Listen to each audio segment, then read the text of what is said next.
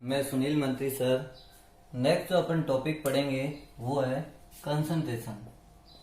Concentration तो concentration word का मतलब अपन को मालूम ही होगा। कंसंट्रेशन का मतलब क्या होता है? जो अपन सॉल्यूट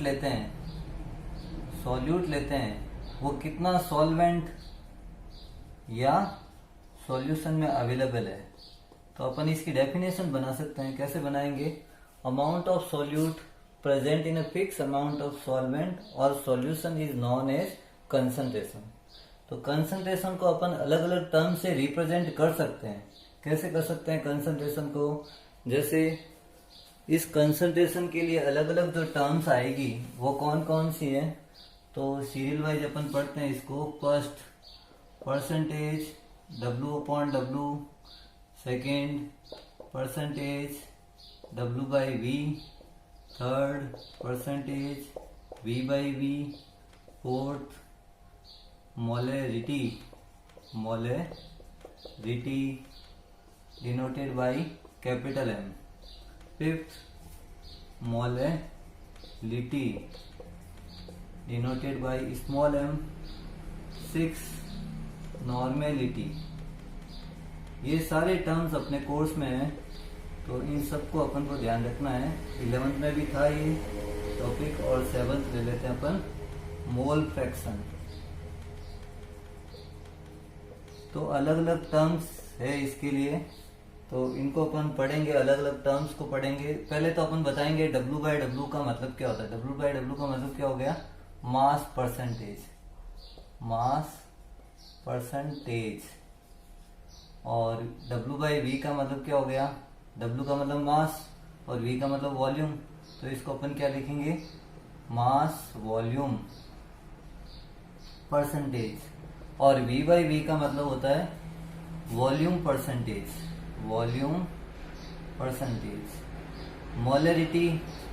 मोलरिटी, नॉर्मेलिटी और मोल फ्रैक्शन, सारे टर्म्स को अपन अलग अलग डिस्क्राइब करेंगे। इससे रिलेटेड जो भी न्यूमेरिकल्स आएंगे वो अपन नेक्स्ट पीरियड में करेंगे। तो हालांकि अपन सबसे पहले जो टर्म्स लेते हैं W बाय W, इसको अपन कैसे रिप्रेजेंट करेंगे या इसकी कैसे डेफिनेशन बनाएंगे। तो W by W weight upon weight, इसका मतलब क्या हो गया? वेट बाय वेट का मतलब होता है परसेंटेज W अपॉन W का formula mass of solute upon mass of solution. तो मास जो लेते हैं ग्राम या किलोग्राम में, अगर ऊपर वाली वैल्यू ग्राम में लेनी है तो नीचे वाली भी आपको किस में लेनी है? ग्राम में। और परसेंटेज निकालने के लिए अपन किससे मल्टीप्लाई कर देते हैं? Multiply by 100। तो अपन इसकी डेफिनेशन क्या बनाएंगे? जैसे मैं ले लूं सॉल्यूशन का मास कितना ग्राम ले लूं? 100 ग्राम। उसमें जो सॉल्यूट का जो मास आएगा उसी को अपन क्या बोलेंगे? Mass percentage. तो इसकी डेफिनेशन में ये लिखेंगे, in 100 gram solution the mass of solute is known as mass percentage of solutions। तो ये अपना फर्स्ट डेफिनेशन हो गया, परसेंटेज वेट बाय वेट या मास परसेंटेज। सेकंड जो मैंने लिखा है weight by volume W by V, और ये कौन सा टर्म आ गया अपना? सेकंड। तो मास के साथ में किसका रिलेशन है? वॉल्यूम का। तो यहाँ अपन परसेंटेज के लिए आगे क्या लिखेंगे? मास के बाद में क्या लिखेंगे? वॉल्यूम और परसेंटेज। तो W बाई V, यहाँ ऊपर तो रहेगा मास ऑफ सॉल्यूट, और नीचे मास की जगह क्या आ जाएगा? V का मतलब क्या होता है? वॉल्यूम। तो यहाँ पर अपन क्या लिखेंगे? Volume of solution. बताओ वॉल्यूम किस में लेते हैं? ग्राम में लेते हैं क्या? ग्राम में नहीं लेते हैं। और वॉल्यूम को किस में मेजर कर सकते हैं? मिलीलीटर या लीटर। तो ये जो फॉर्मूला बन जाएगा अपना, in 100 milliliter solution the mass of solute in gram is known as mass volume percentage। तो ये अपनी सेकेंड डेफिनेशन हो गई मास वॉल्यूम परसेंटेज की। और थर्ड जो फॉर्मूला आएगा परसेंटेज V बाई V। अब V का मतलब वॉल्यूम, नीचे भी वॉल्यूम और ऊपर भी वॉल्यूम। इसका मतलब अपन क्या लिखेंगे? Volume of solute upon volume of solution, और वॉल्यूम की यूनिट क्या होती है, मिलीलीटर। मिलीलीटर परसेंटेज के लिए किससे मल्टीप्लाई करते हैं, 100 से। इससे रिलेटेड जो न्यूमेरिकल्स आएंगे वो नेक्स्ट टॉपिक में, अभी अपन जो करेंगे ओनली फॉर्मूलेज या उनकी डेफिनेशंस बता देते हैं, ताकि अपने सारा ये टर्म्स क्लियर हो जाए पुराना। तो नेक्स्ट जो आएगा थर्ड टॉपिक के बाद में क्या आ जाएगा, अपना फॉर्मूला आएगा कैपिटल एम, फोर्थ। और कैपिटल एम को किससे लिखते हैं अपन, मोलेरिटी। देखो ये ध्यान रखना, अपन को कैपिटल एम आए तो मोलेरिटी और स्मॉल एम आए तो मोलेलिटी। तो ये दोनों कंसंट्रेशन की टर्म्स है, लेकिन इन दोनों की डेफिनेशन अलग अलग है। तो मोलेरिटी की जो डेफिनेशन अपन बनाएंगे वो है वॉल्यूम के बेस पे, और मोलेलिटी की जो डेफिनेशन बनाएंगे वो है मास के बेस पे। तो इसमें मोलेलिटी की डेफिनेशन क्या लिखेंगे अपन, number of moles of solute present in a 1 litre of solution. तो इस डेफिनेशन के बेस पे अपन इसका फॉर्मूला लिखाएंगे, capital M is equal to number of moles of solute upon volume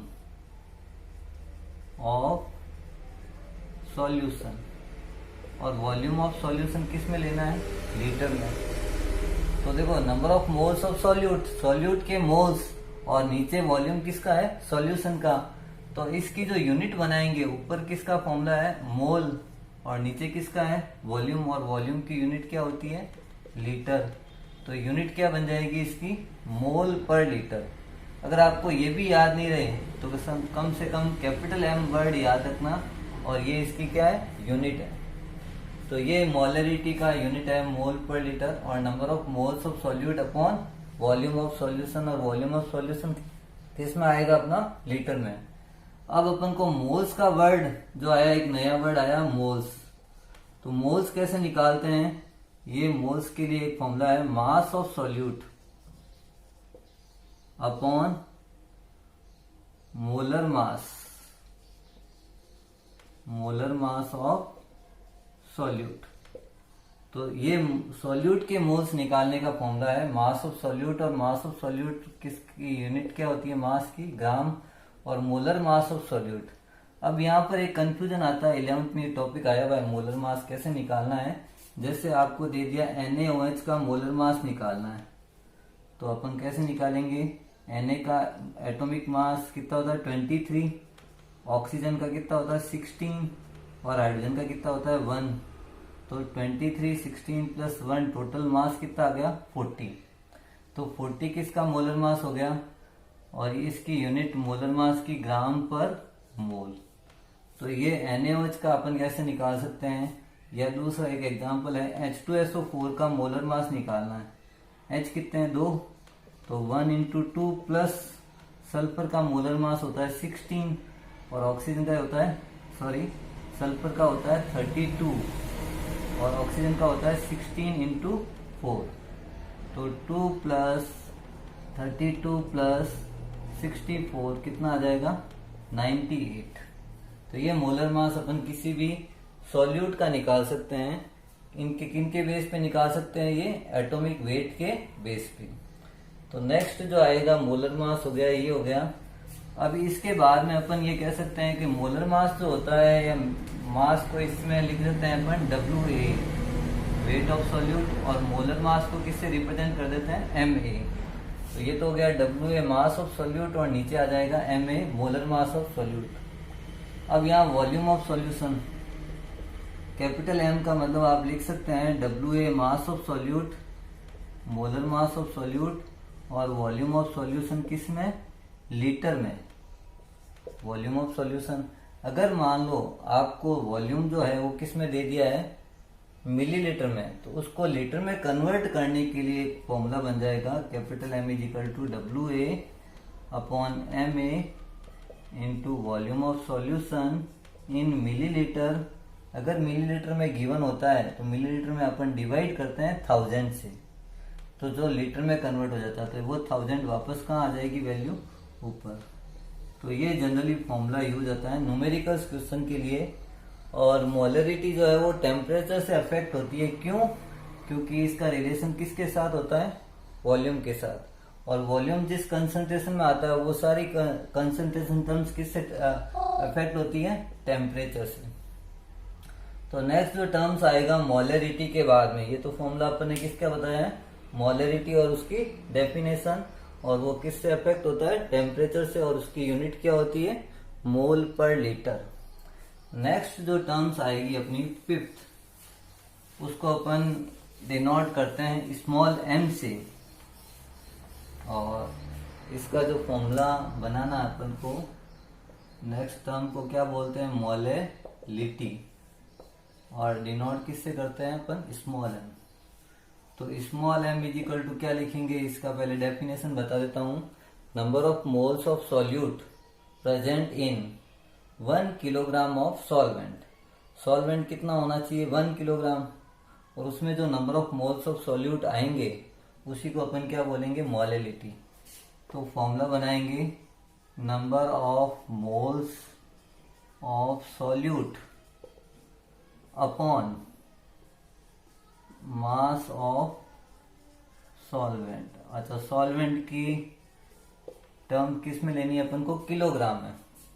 तो अगर मैं मास ऑफ सॉल्वेंट 1 कर दूं इसको, तो जो number of moles of solute हो गया उसी को ही अपन क्या बोलेंगे, मोलेलिटी।